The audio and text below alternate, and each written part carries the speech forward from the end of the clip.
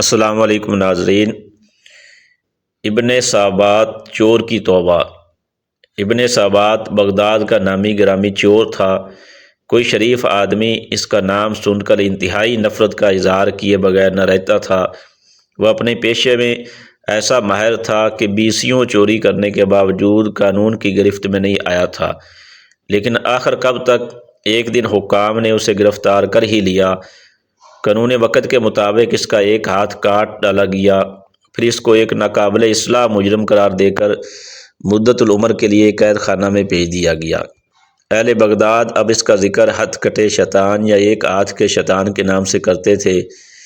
10 سال کی طویل زندگی قید خانہ میں بسر کر کے ایک دن ابن سبات کسی طرح بھاگ نکلا اور قید خانے سے باہر آتے ہی اپنے قدیم پیشہ کو از سر نو شروع کرنے کا ارادہ کر لیا۔ ایک ہاتھ کے نقصان اور قید و بند کی طویل صعوبت زندگی نے اس کے مزاج اور کردار پر ذرا برابر اثر نہیں ڈالا تھا۔ آزادی کی فضا میں سانس لیتے ہی چوری کی خواہش نے اسے بے تاب کر دیا اور رات کا اندھیرا پھیلتے ہی وہ اپنی مہم پر چل کھڑا ہوا۔ ادھر ادھر پھرتے 3 پیر رات گزر گئی، لیکن اس کو کسی مکان میں داخل ہونے کا موقع نہ مل سکا۔ آخر اسے ایک وسیع حویلی نظر آئی جس کے چاروں طرف دور دور تک سناٹا تھا۔ اس حویلی کے وسط میں ایک بہت بڑا پھاٹک تھا۔ ابن سابات پھاٹک کے پاس پہنچ کر رک گیا اور سوچنے لگا کہ اندر جانے کے لیے کون سا رستہ اختیار کیا جائے۔ اسی سوچ و بچار میں اس کا ہاتھ پھاٹک پر جا پڑا اور وہ یہ دیکھ کر حیران رہ گیا کہ دروازہ اندر سے بند نہیں تھا۔ اس نے آہستگی سے دروازہ پیچھے کی طرف دھکیلا اور اندر داخل ہو گیا۔ یہ ایک وسیع احاطہ تھا جس کے اندر چاروں طرف کمرے بنے ہوئے تھے اور وسط میں ایک بڑا کمرہ تھا۔ ابن سبات اس بڑے کمرے کے دروازے کی طرف بڑھا۔ اسے یقین تھا یہ کسی بڑے امیر یا سوداگر کا مکان ہے۔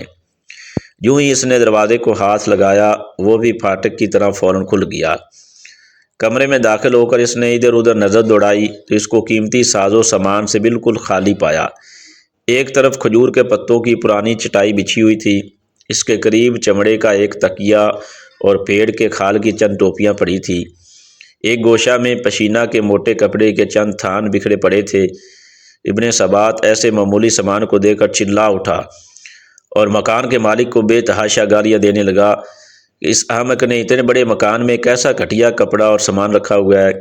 بہرحال مکان سے خالی ہاتھ جاتا اسے منظور نہ تھا۔ اس نے پشینہ کے تھانوں کی ایک گٹھڑی بنائی اور اس کے باندھنے کی کوشش کرنے لگا، لیکن ہزار جتن کے باوجود ایک ہاتھ سے صوف کے موٹے کپڑے کو گرا نہ لگا سکا اور ہانپتا ہوا بیٹھ گیا۔ عین اس وقت دروازہ کھلا اور ایک شخص ہاتھ میں چراغ لیے کمرے میں داخل ہوا۔ خوف اور دہشت سے ابن سبات کے جسم پر لرزہ طاری ہو گیا۔ اس نے داخل ہونے والے آدمی کو دیکھا کہ اس کا قد دراز، کمر خمیدہ یعنی چکی ہوئی اور جسم انتہائی نحیف تھا، کمزور تھا، جس پر ہلکے رنگ کی ایک لمبی قبا تھی اور سر پر پیڑ کی کھال کی کشادہ سیاہ ٹوپی تھی۔ اس قدر نحیف و نزار ہونے کے باوجود اس شخص کے چہرے پر عجیب طرح کا اطمینان اور نور تھا۔ اس کی آنکھوں میں ایسی چمک تھی جس سے کوئی دوسرا شخص اثر پذیر ہوئے بغیر نہیں رہ سکتا تھا۔ اس نے کمرے میں داخل ہو کر چراغ ایک طرف رکھ دیا اور انتہائی شینی آواز میں ابن سبات سے مخاطب ہو کر کہا، میرے بھائی، خدا تم پر رحم کرے، یہ کام روشنی اور کسی ساتھی کی مدد کے بغیر انجام نہیں پا سکتا۔ دیکھو یہ چراغ روشن ہے اور تمہاری مدد کے لیے میں حاضر ہوں۔ اب ہم دونوں یہ کام اطمینان کے ساتھ کر لیں گے۔ ابن سبات حیرت سے اجنبی کے منہ کی طرف تک رہا تھا اور اس کی سمجھ میں نہیں آ رہا تھا کہ یہ کیا معاملہ ہے۔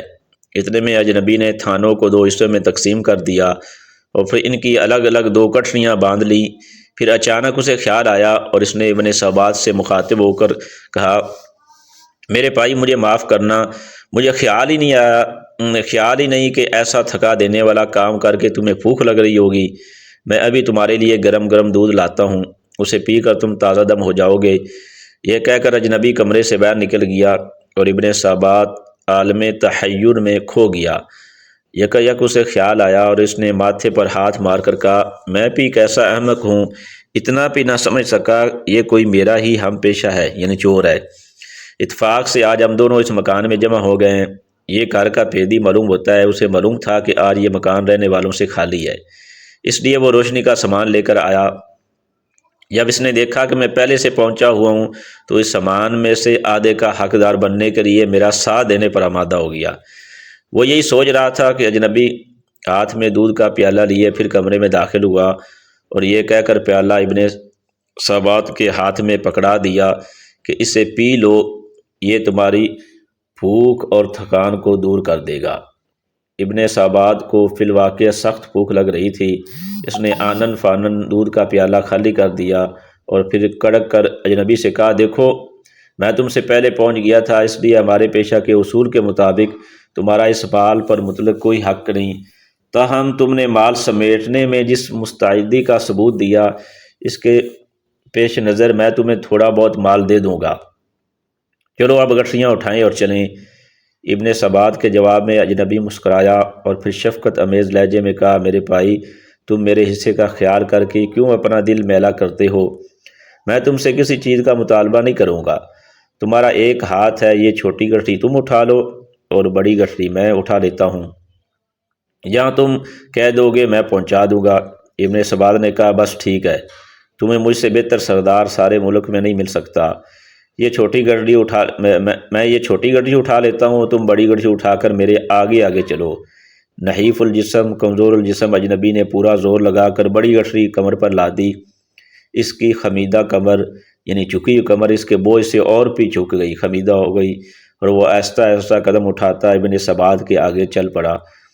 لیکن ابن ثابت کو بہت عجلت تھی، جلدی تھی، کیونکہ رات بہت تیزی سے ختم ہو رہی تھی۔ وہ بار بار اجنبی کو ٹوک دیتا کہ تیز چلو۔ اجنبی کئی بار ٹھوکر کھا کر گرا، لیکن پھر اٹھ کر کھڑا ہوا اور ہانپتا کانپتا پھر تیز تیز قدم اٹھانے لگا۔ ایک جگہ چڑھائی تھی، اجنبی کو بھاری بوجھ کی وجہ سے سخت مشکل پیش آئی اور وہ ایک جگہ بے اختیار گر پڑا۔ ابن ثابت نے اس پر گاریاں کی بوچھاڑ کر دی اور اس کی کمر پر زور سے ایک لات رسید کی کہ اجنبی جوں توں کر کے اٹھ کھڑا ہوا اور ابن ثابت سے معذرت کرنے لگا۔ ابن ثابت نے گٹھی پھر اس کی پیٹھ پر رکھ دی اور دونوں چلتے چلتے شہر سے دور ایک پرانے کھنڈر میں جا پہنچے۔ جہاں ابن ثابت کی پناہ گاہ تھی، وہ اپنی گٹھی باہر رکھ کر کھنڈر کی دیوار سے اندر کود گیا اور اجنبی نے دونوں گٹھیاں باہر سے اندر پھینک دی۔ اس وقت چاند کی روشنی میں ابن ثابت نے اطمینان سے اجنبی کے چہرے پر نظر ڈالی جو اس کے سامنے کھڑا ہانپ رہا تھا۔ اس نے محسوس کیا کہ اجنبی کے چہرے سے نور کی شعاعیں پھوٹ پھوٹ کر نکل رہی ہیں۔ یکا یک وہ ملکوتی تبسم کے ساتھ یوں گویا ہوا، میرے بھائی یہ مال تمہیں مبارک ہو، اس مکان کا مالک میں ہی ہوں اور یہ مال تجھے خوشی سے بخشا ہوں۔ افسوس کہ میں تمہاری خاطر خواہ خدمت نہیں کر سکا، بلکہ راستے میں اپنی کمزوری اور سستی کی وجہ سے تمہارے لیے پریشانی کا باعث بنا۔ خدا کے لیے مجھے معاف کر دو۔ اچھا اب میں تم سے رخصت چاہتا ہوں، خدا حافظ۔ اجنبی نے یہ کہہ کر تیزی سے شہر کی طرف روانہ ہو گیا، لیکن اس کے الفاظ خنجر بن کر ابن ثابت کے سینے پر پیوست ہو گئے۔ سیاہ کاری کے اس پہلے کے دل و دماغ کو اجنبی کے محیر العقول حسن سلوک نے جھنجھوڑ کر رکھ دیا۔ وہ سوچ رہا تھا کہ دنیا میں ایسے انسان بھی ہوتے ہیں، میں نے اسے کیا سمجھا اور اس کے ساتھ کیا سلوک کیا اور اس نے میرے ساتھ کیا سلوک کیا۔ یہ سوچتے سوچتے اس کا دماغ معوف ہو گیا۔ ضمیر کی خلش نے اسے بے چین کر دیا اور سپیدہ سیر نمودار ہوتے ہی اجنبی کی تلاش کے لیے نکل کھڑا ہوا۔ اب اس کے دل میں کسی کا خوف نہیں تھا، بس یہی آرزو تھی کہ اس اجنبی کے قدموں پر سر رکھ دے۔ رات والا مکان ڈھونڈنے میں اسے کوئی دقت نہیں ہوئی۔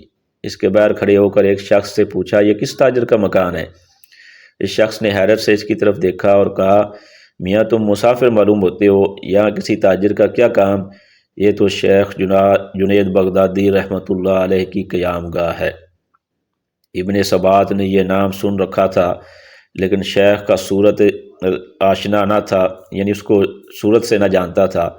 پھاٹک سے اندر داخل ہوا اور دیکھا کہ سامنے والے بڑے کمرے کا دروازہ کھلا ہے اور چٹائی پر تکیہ سے سہارا لگائے وہی رات والا اجنبی بیٹھا ہے اور اس کے سامنے میں 40 آدمی مؤدبانہ انداز میں بیٹھے ہیں۔ ابن ثابت ٹھٹک کر وہیں کھڑا ہو گیا۔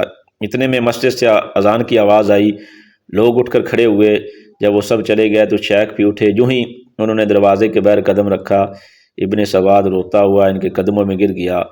انفعال کے آنسوؤں نے اس کے دل کی ساری سیاہی دھو ڈالی۔ شیخ نے نہایت محبت اور شفقت سے اس کو زمین سے اٹھایا اور گلے لگا لیا۔ ابن سبات کے دل کی دنیا اب بدل چکی تھی۔ دوسروں نے جو راہ برسوں میں نہیں دیکھی، ابن سبات نے وہ چند لمحوں میں طے کر لی۔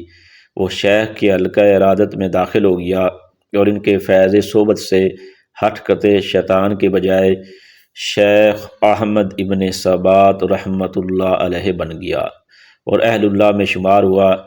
جس شخص کو 40 سال تک دنیا کی ہولناک سزائیں نہ بدل سکی، اس کو ایک مرد خدا کے حسن اخلاق اور قربانی نے چند ساعتوں میں خاصان خدا کی صف میں شامل کر دیا۔